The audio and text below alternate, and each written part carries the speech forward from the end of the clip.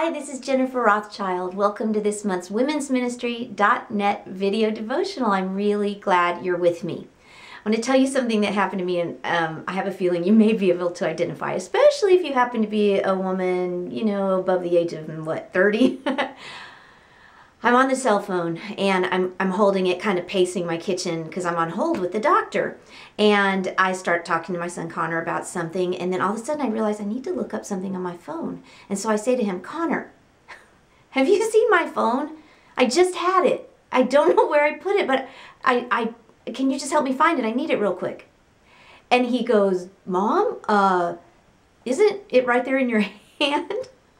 And I felt, I could not believe that I had the phone in my hand and I didn't even realize it, and I asked him to look for it. Now, I have a feeling you might be laughing because something like that has probably happened to you before. But spiritually, that happens to us more often than we know. And here's what I mean. Sometimes what we're looking for, sometimes the provision that we're longing for is already in our hands.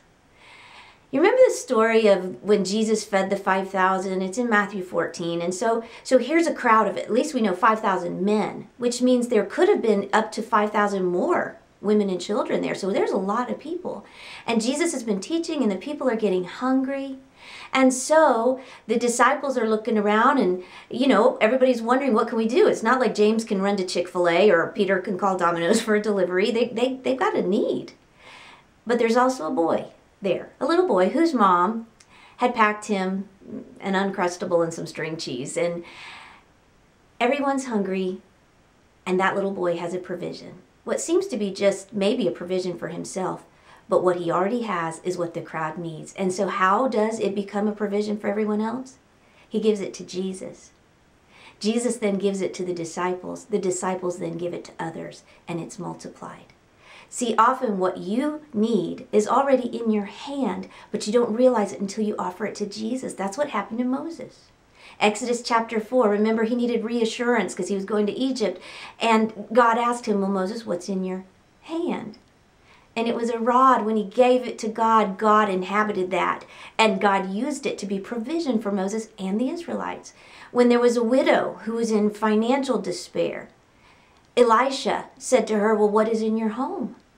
And she said, you know, I have a little bit of oil. He said, well, go borrow some jugs because you're going to have plenty of provision.